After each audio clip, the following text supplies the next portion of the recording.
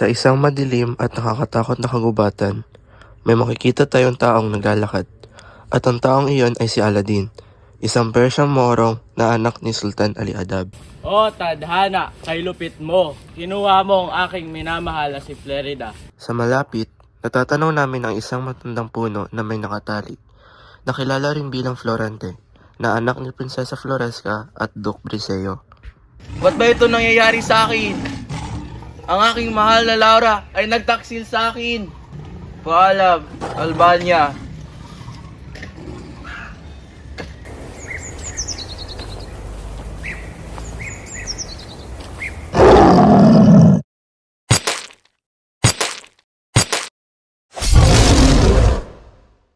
Pagkatapos niyang patayin ng mga leon, tinanggal niya ang lubid na nakatali kay Florante at hinintay ni Aladdin na magising si Florante.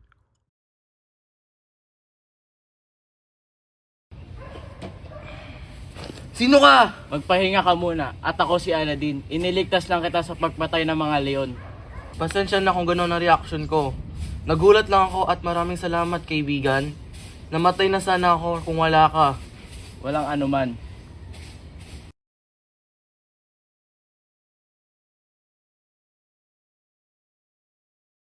Nagsimula silang makilala ang isa't isa. Pinag-usapan ang kanilang mga karanasan at kwento. Si Prinsesa Floresca ay hawak ang kanyang anak na si Florante, na may lumabas na buwitre mula sa langit at sinubukan nito na atakihin sila. Tulong! Anak ko!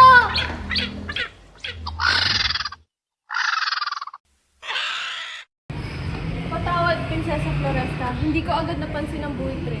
Hindi mo kailangan humingi na paumanhin, Menalico. Maraming salamat sa pagligtas sa aking anak. Natapos na magsalaysay si Florante tungkol sa kanyang halos pag-atake ng buwitre, pinagpatuloy niya ang pagkukwento tungkol sa kanyang pagkikita kay Adolfo, ang kanyang kalaban, at ang kanyang karanasan sa paaralan na tinatawag na Atenas. Magnanakaw ka! Ninakaw mo ang lahat sa akin! Alam mo masama ang ginawa ko sa'yo, Adolfo. Ngunit kailangan mo ito unawain kung bakit ko ito ginawa. Huwag kang magdahilan! Tama na, Adolfo. Anong ginagawa mo? Muntik mo na masaktan si Florante. Adolfo, ito ay dula-dulaan lamang at hindi katanggap-tanggap ang ginawa mo. At maaari kang mapatalsik sa ginawa mo, Adolfo. Sa totoo lang, nadismaya ako sa'yo. Dahil sa hiya niya sa sarili niya, umalis na si Adolfo at bumalik siya sa kaharian ng Albania. Matapos bumalik si Adolfo sa Albania, ay naging mapayapa muli ang lahat. Florante, Po? meron akong masamang balita para sa iyo. Namatay na si Prinsesa Floresca.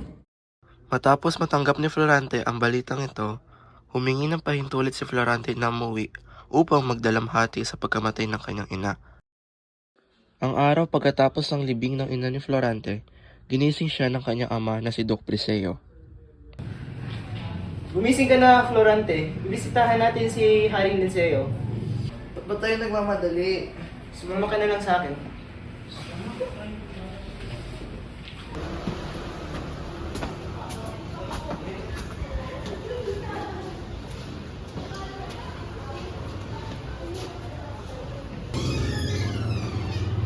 Duke Briseo. At sino iyong kasama? Ito pala ang anak ko na si Florante. Matagal na kitang hinihintay, Florante. Habang naglalakad ang hari at Duke, nag-uusap sila tungkol sa pagliligtas sa bayan ng Cotrona.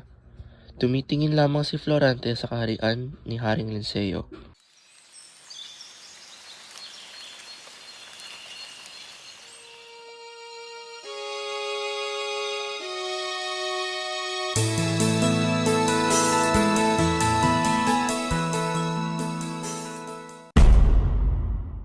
Sa Cotrona, nakita nila si General Osmalik na kasama ang kanyang hukbo.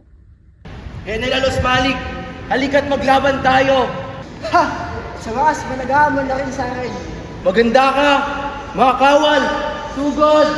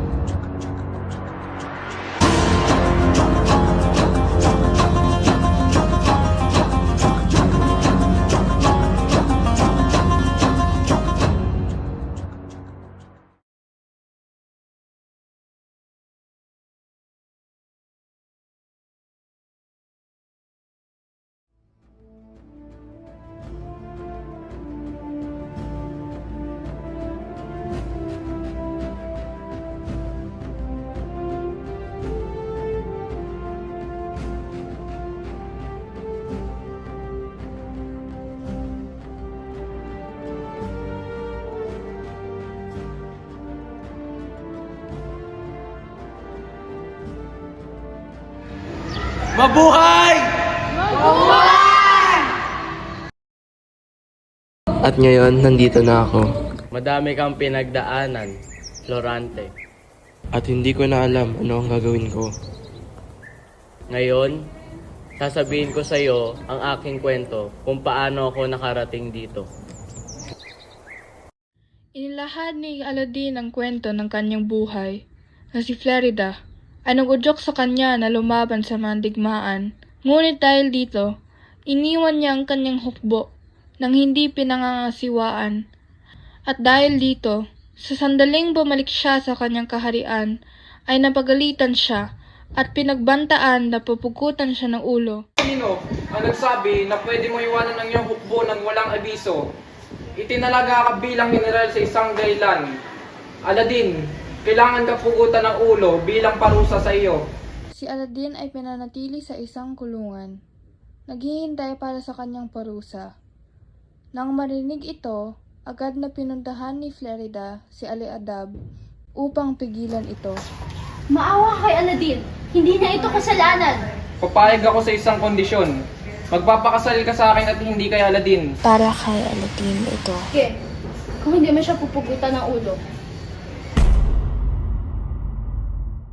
Nag-iisa si Aladdin sa kulungan hanggang sa nagpa siya ang isang mabait na sundalo na palabasin siya. Umalis ka na! Bakit mo to ginagawa? Makinig ka na lang! Sige, maraming salamat. Makalipas ang ilang araw, umakyat si Florida sa kulungan upang tingnan kung ano ang kalagayan ni Aladdin. Asan si Aladdin? Wala na! Ano? Ano ang ibig mong sabihin? Wala na! Nalaman ni Florida na niligtas ng sundalo si Aladdin. At dahil dito, nagplano si Florida. Sa araw ng kasal, nakatakas si Florida sa kaharian. O Aladdin, sana ay nasa mabuti kang kalagayan. Tulong! Tulong! Tumahimik ka! Makinig ka na lang sa akin! Bitawan mo ako, Adolfo!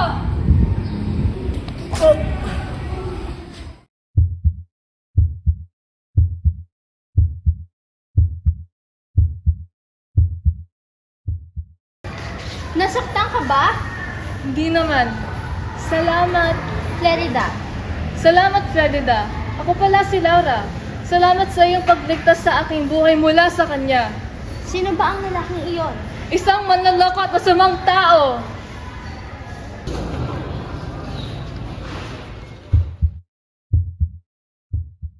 Laura! Florante? Florida! Aladdin? Ang buong akala ko'y wala ka na. Buhay pa ako. Ikaw, may masama bang ginawa sa'yo si Adolfo? Huwag ka na mag-alala. Naagala kong malaman na buhay ka pa.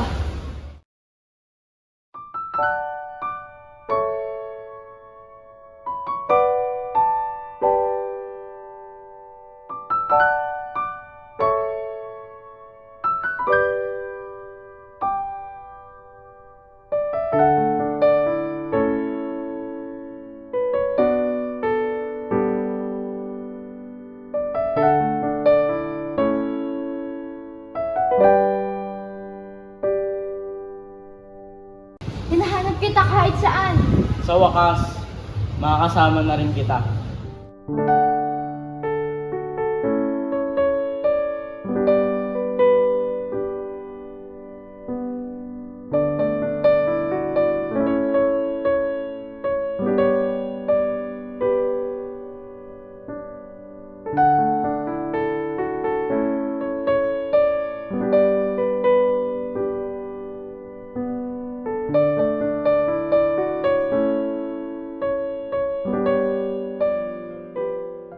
Si Aladdin at Florida ay bininyagan sa Kristyanismo at nagpakasal sila sa isa't isa. Habang sila Florante at Laura, naging hari at reyna sila ng Albania.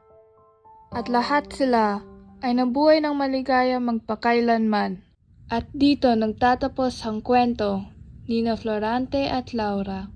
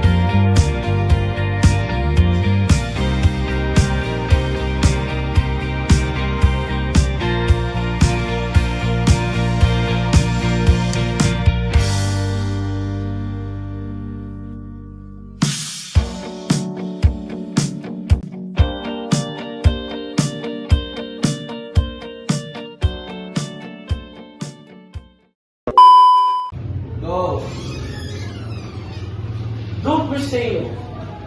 At sino iyong kasama? Ito pala, anak ko na si Florante. Matagal Magnanakaw ka! Ninakaw mo lahat sa akin! Alam kong masama ang ginawa ko sa iyo, pero kailangan mo dapat ito unawain. Huwag kang magdahilan! Pagsisiyan mo ang ginawa mo! Tiis, father. Tiis, father mo.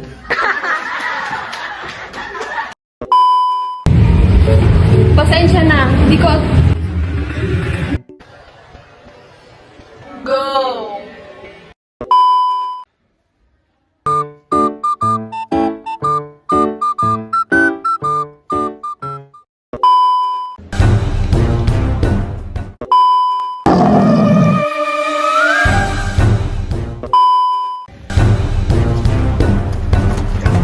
Uy!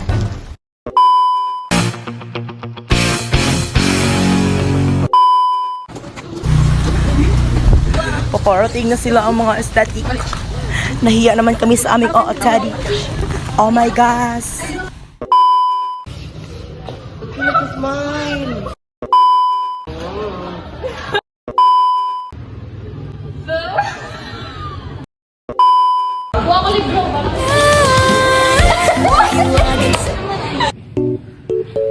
Gumising ka na, Florante. Bisitahan natin si Haring Deseo. Ba't tayo nagmamadali? Sumama na lang ka sa akin. Tumama ka na. Go!